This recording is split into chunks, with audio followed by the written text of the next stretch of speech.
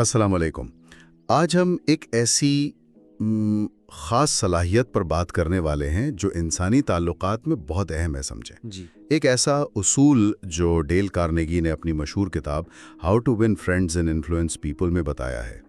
آج ہم ذرا گہرائی میں جائیں گے، ان کی باتوں کو، کچھ کہانیوں اور مثالوں کو دیکھیں گے تاکہ یہ سمجھ سکیں کہ بھئی دوسروں کے نقطہ نظر کو سمجھنے کی ایماندارانہ کوشش کرنا یہ اتنا ضروری کیوں ہے؟ اور دیکھیں، یہ صرف کوئی فلسفے کی بات نہیں ہے، یہ ایک بہت ہی عملی چیز ہے، ایک حکمت عملی ہے۔ اچھا، آج ہم یہی سمجھنے کی کوشش کریں گے کہ دوسروں کے زاویے سے چیزوں کو دیکھنا کیوں ضروری ہے، یہ اصل میں کام کیسے کرتا ہے، اور اس کا ہماری زندگی کے آپ دیکھیں تقریباً ہر پہلو پر کیسے اچھا اثر پڑ سکتا ہے۔ یہ صرف ہمدردی نہیں ہے، صرف ہمدردی نہیں، یہ سمجھداری ہے اور مؤثر بات چیت کی آپ کہہ لیں کنجی ہے۔ یہ بات دلچسپ ہے کہ کارنیگی یہ نہیں کہہ رہے کہ دوسرا بندہ ہمیشہ ٹھیک ہوتا ہے۔ نہیں، وہ کہتے ہیں لوگ غلط ہو سکتے ہیں، شاید بالکل ہی غلط ہوں، لیکن وہ خود نہیں مانتے کہ وہ غلط ہیں، تو ان کو برا بھلا کہنا وہ تو کوئی بھی کر سکتا ہے۔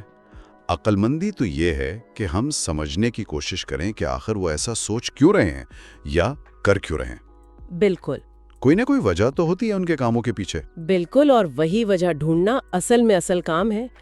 کارنیگی کہتے ہیں کہ اگر آپ وہ وجہ جان لیں نا تو آپ کو صرف ان کے کام نہیں بلکہ ان کی پوری شخصیت کو سمجھنے کی ایک چابی مل جاتی ہے۔ اچھا، یہ صرف اوپر سے دیکھنے والی بات نہیں، گہرائی میں اترنا پڑتا ہے، اور اس کے لیے ایمانداری سے خود کو ان کی جگہ رکھنا یہ ضروری ہے۔ یہ جو خود کو دوسرے کی جگہ رکھنے والی بات ہے نا، اس پر کینتھ ایم گورڈ نے اپنی کتاب how to turn people into gold میں ایک بڑی گہری بات لکھی ہے۔ اچھا، وہ کہتے ہیں ایک لمحے کے لیے ذرا رکیں، اپنے کاموں میں جو آپ کی گہری دلچسپی ہے نا اس کا معاوضہ کریں دنیا کی کسی بھی اور چیز میں اپنی ہلکی سی دلچسپی سے، پھر محسوس کریں کہ دنیا میں ہر کوئی بالکل ایسے ہی محسوس کرتا ہے۔ مطلب یہ احساس کہ ہر کوئی اپنی ذات میں اتنا ہی مگن ہے جتنا ہم ہیں، شاید یہ پہلی سیڑھی ہے دوسروں کو سمجھنے کی۔ یہ واقعی یہ بہت اہم نقطہ ہے۔ جب ہم یہ مان لیتے ہیں کہ بھئی دوسروں کی دلچسپیاں، ان کے محرکات وہ بھی اتنے ہی اصلی اور اہم ہیں جتنے ہمارے اپنے ہیں، تو پھر ہمدردی اور سمجھ بوجھ کا دروازہ کھلتا ہے۔ اور یہ صرف تھیوری نہیں ہے، اس کا عملی استعمال ہم دیکھتے ہیں سیم ڈگلس کی کہانی میں۔ اچھا، وہ کہانی؟ جی، پہلے وہ اپنی بیوی پر تنقید کرتے تھے لان کے کام پر، یہ سمجھتے ہی نہیں تھے کہ وہ اس سے لطف اندوز ہوتی ہیں۔ ہاں، وہ بتاتے ہیں کہ کیسے ان کی تنقید سے شام خراب ہو جاتی تھی، بیوی بیچاری گھنٹوں گھاس نکالتی، کھاد ڈالتی۔ جی، لیکن سیم صاحب کو لگتا تھا کہ یہ تو وقت ضائع کر رہی ہیں، لان تو ویسا کا ویسا ہی ہے۔ وہ بیوی کا نقطہ نظر، اس کی خوشی وہ سمجھ ہی نہیں پا رہے تھے۔ لیکن جب انہوں نے یہ اصول سیکھا کارنیگی والا، تو انہیں احساس ہوا، ارے میں تو صرف اپنے زاویے سے دیکھ رہا تھا۔ انہوں نے سوچا ہی نہیں تھا کہ شاید ان کی بیوی کو اس کام میں مزہ آتا ہو، کوئی تخلیقی اطمینان ملتا ہو۔ تو پھر انہوں نے اپنا رویہ بدلا۔ کیا کیا پھر؟ اگلی بار جب بیوی لان میں کام کر رہی تھیں تو وہ باہر گئے، ان کی مدد کی اور ان کی محنت کی تعریف بھی کی۔ اچھا، اور اس چھوٹی سی تبدیلی نے آپ دیکھیں ان کے رشتے میں کتنی خوشگواری پیدا کر دی۔ یہ کتنا سادہ لگتا ہے لیکن کتنا مؤثر ہے۔ تو یہاں سے پہلا عملی سبق تو یہ ملتا ہے کہ دوسروں کی کوششوں کو، ان کی دلچسپیوں کو، بھلے ہمیں وہ اہم نہ لگیں، ان کو تسلیم کرنا، ان کی تعریف کرنا، اس سے تعلقات بہتر ہو سکتے ہیں۔ جی بالکل، اور یہ صرف ذاتی زندگی میں نہیں، میرا خیال ہے کام کاج میں بھی یہ چیز کام آتی ہوگی۔ یقیناً۔ ڈاکٹر جیرل نیرنبرگ ہیں، انہوں نے اپنی کتاب گیٹنگ تھرو ٹو پیپل میں اسی بات پر زور دیا ہے۔ وہ کہتے ہیں کہ کامیاب بات چیت، تعاون یہ تبھی ممکن ہے جب آپ یہ دکھائیں کہ آپ دوسرے شخص کے خیالات اور احساسات کو بھی اتنی ہی اہمیت دے رہے ہیں جتنی اپنی بات کو۔ صحیح۔ گفتگو شروع کرتے ہوئے اپنا مقصد بتائیں، ٹھیک ہے، لیکن یہ سوچ کر کہ اگر آپ سننے والے کی جگہ ہوتے تو کیا سننا پسند کرتے۔ جب آپ ان کے نقطہ نظر کو تسلیم کرتے ہیں نا تو وہ آپ کی بات سننے کے لیے زیادہ تیار ہو جاتے ہیں۔ یہ بات مجھے کارنیگی کی وہ مشہور کہانی یاد دلا رہی ہے، وہ پارک میں آگ جلانے والے لڑکوں والی۔ ہاں، شروع میں ان کا رد عمل کیا تھا؟ غصہ، دھمکی، حکم۔ بالکل وہی جو زیادہ تر لوگ کرتے ہیں۔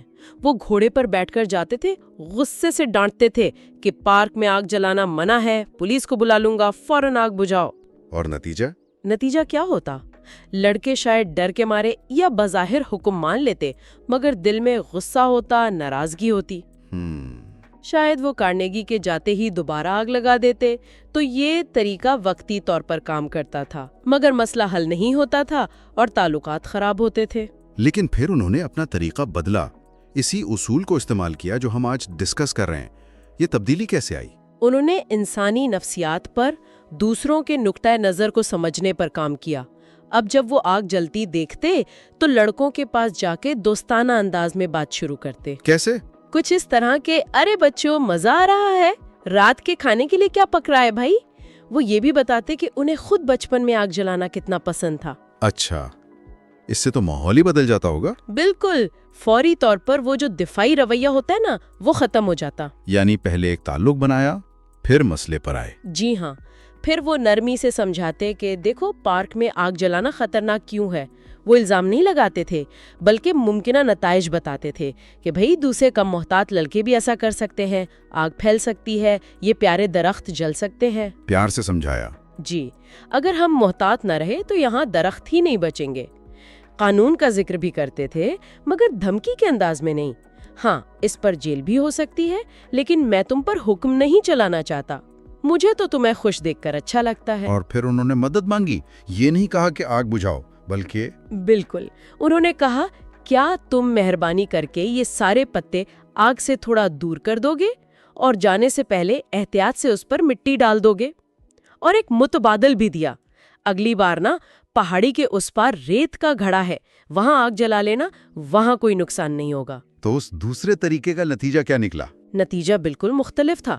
لڑکوں نے خوشی خوشی تعاون کیا، کوئی ناراضگی نہیں، کوئی ضد نہیں، انہیں اپنی غلطی کا احساس بھی ہوا اور ان کی عزت نفس بھی بچ گئی۔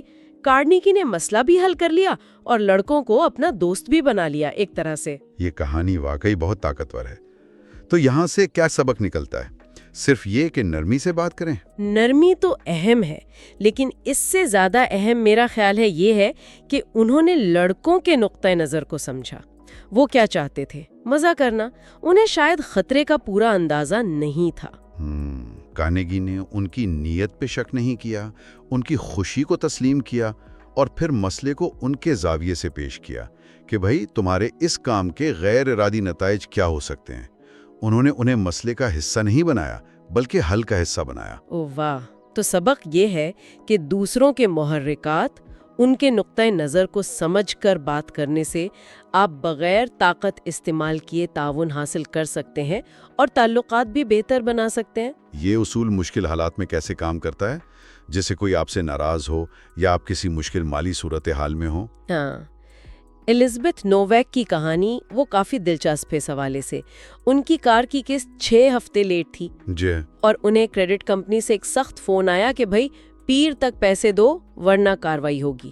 اب ویکینڈ تھا، پیسوں کا انتظام مشکل تھا۔ پیر کو جب دوبارہ فون آیا تو الزبتھ نے غصہ نہیں کیا، دفاعی نہیں ہوئی۔ تو پھر کیا کیا انہوں نے؟ یہ جاننا دلچسپ ہے کہ اس لمحے میں انہوں نے کیا سوچا، کیا کہا؟ انہوں نے ایک بالکل مختلف طریقہ اپنایا۔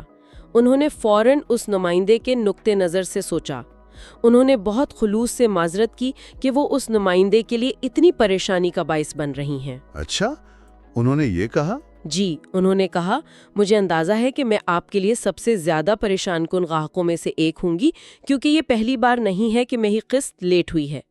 انہوں نے صورتحال کو اس نمائندے کی نظر سے دیکھا، وہ شخص جو روزانہ ایسے مشکل کیسز سے نمٹتا ہے۔ یہ تو بالکل غیر متوقع رد عمل تھا۔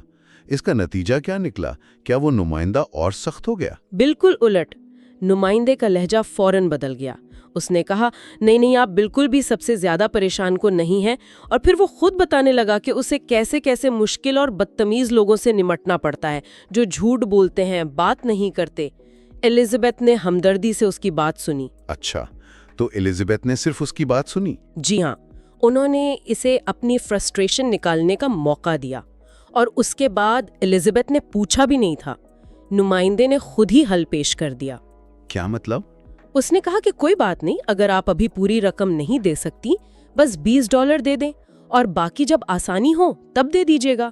یہ تو حیران کن ہے، یعنی صرف دوسرے بندے کی ممکنہ پریشانی کو تسلیم کرنے سے پوری بات ہی بدل گئی۔ تو یہاں سے کیا سمجھ آتا ہے؟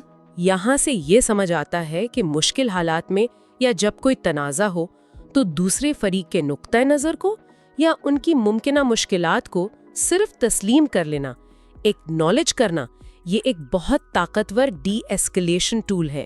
ڈی ایسکلیشن ٹول یعنی تناؤ کم کرنے کا ذریعہ۔ بالکل، یہ دفاعی رویے کو ختم کرتا ہے اور تعاون کی راہ ہموار کرتا ہے۔ اس نمائندے کو شاید بس یہی احساس چاہیے تھا کہ کوئی اس کی پوزیشن کو سمجھتا ہے، تو یہ دکھاتا ہے کہ ہمدردی صرف اچھا محسوس کرنے کے لیے نہیں، یہ مسائل حل کرنے کا ایک عملی ذریعہ بھی ہے۔ یہ واقعی بہت عملی نقطہ ہے، اور یہ صرف ذاتی یا جذباتی معاملات تک ہی نہیں ہے۔ ہارورڈ بزنس اسکول کے ڈین تھے ڈین ڈونم، ان کا ایک مشہور قول ہے جو اس اصول کی پیشہ ورانہ اہمیت بتاتا ہے۔ ہاں، وہ کہتے ہیں، میں کسی انٹرویو سے پہلے 2 گھنٹے اس شخص کے دفتر کے باہر فٹ پاتھ پر چلنا پسند کروں گا۔ 2 گھنٹے؟ جی، تاکہ میں یہ سمجھ سکوں کہ میں کیا کہنے جا رہا ہوں اور وہ شخص اس کی دلچسپیوں اور محروکات کو جانتے ہوئے ممکنہ طور پر کیا جواب دے سکتا ہے، بجائے اس کے کہ میں بغیر تیاری کے اس کے دفتر میں چلا جاؤں۔ یعنی کسی بھی اہم میٹنگ یا بات چیت سے پہلے دوسرے فریق کے ممکنہ خیالات، ان کی ضرورتیں، ان کے محروکات، ان پر غور کرنا صرف اچھی بات نہیں بلکہ کامیابی کے لیے ضروری تیاری ہے۔ جی، اور یہ صرف انٹرویو پر نہیں، شاید ہر اہم گفتگو پر لاگو ہوتا ہے۔ بالکل، یہ وقت ضائع کرنا نہیں ہے، یہ سرمایہ کاری ہے۔ اس سے آپ ممکنہ اعتراضات کے لیے تیار ہوتے ہیں، آپ اپنی بات زیادہ مؤثر طریقے سے رکھ پاتے ہیں، اور آخرکار آپ کے مقاصد حاصل کرنے کے امکانات بڑھ جاتے ہیں۔ یہ صرف یہ سمجھنے کی کوشش ہے کہ دوسرا شخص کیا چاہتا ہے اور وہ اس صورتحال کو کیسے دیکھ رہا ہے۔ کارنیگی خود اس اصول کو، یعنی ایمانداری سے دوسروں کے نقطہ نظر سے چیزوں کو دیکھنے کی کوشش کریں، اسے اپنی کتاب کے سب سے اہم اسباق میں شمار کرتے ہیں۔ جی، وہ یہاں تک کہتے ہیں کہ اگر آپ اس کتاب سے صرف یہی ایک چیز سیکھ لیں، دوسروں کے زاویے سے سوچنے کی عادت ڈال لیں، تو یہ اکیلی عادت آپ کے کیریئر میں کامیابی کی ضامن بن سکتی ہے۔ تو اگر ہم آج کی گفتگو کے اہم نکات کو اکٹھا کریں، لوگوں کے کاموں کے پیچھے کوئی وجہ ہوتی ہے، مذمت نہ کریں، سمجھنے کی کوشش کریں، ٹھیک، خود کو ان کی جگہ رکھ کر دیکھیں، ایمانداری سے ان کے احساسات، ان کے محروکات جاننے کی کوشش کریں، دوسروں کی دلچسپیوں کو تسلیم کریں، بھلے وہ آپ کو اہم نہ لگیں، جیسے سیم ڈگلس نے کیا۔ تیاری کرتے وقت ان کے زاویے کو ضرور شامل کریں۔ کسی بھی گفتگو سے پہلے سوچیں وہ کیا سوچ رہے ہوں گے، جیسے ڈین ڈونم نے کہا۔ تو یہ صرف اچھی عادتیں نہیں ہیں؟ نہیں، یہ مؤثر انسانی تعلقات اور کامیابی کے لیے ضروری اوزار ہیں۔ بالکل۔ اور اس گفتگو کو ختم کرتے ہوئے کارنیگی ایک چھوٹی سی مشق بتاتے ہیں جو ہم سب کر سکتے ہیں۔ وہ کہتے ہیں کہ کل جب آپ کسی سے کچھ کرنے کو کہیں، چاہے وہ آگ بجھانے کی درخواست ہو، کوئی چیز خریدنے کی ہو یا کسی مقصد کے لیے چندہ دینے کی، ایک لمحے کے لیے رکیں اور خود سے پوچھیں، کیا پوچھیں؟ وہ یہ کام کیوں کرنا چاہیں گے؟ ان کے نقطہ نظر سے، ان کے فائدے سے، ان کے محرکات کی روشنی میں اس درخواست کو دیکھیں۔ یہ ایک سادہ سا سوال ہے، انہیں یہ کام کیوں کرنا چاہیے، لیکن اس میں گہرائی ہے۔ اس پر سوچنے سے نہ صرف آپ کی درخواست زیادہ قائل کرنے والی بن سکتی ہے، بلکہ یہ آپ کو دوسروں کی ضرورتوں اور خواہشات کے بارے میں زیادہ سوچنے پر بھی مجبور کرتا ہے۔ یہ مشق ہمارے روزمرہ کے تعلقات کو کیسے بدل سکتی ہے، یہ سوچنے کے لیے ایک اچھا نکتہ ہے نا؟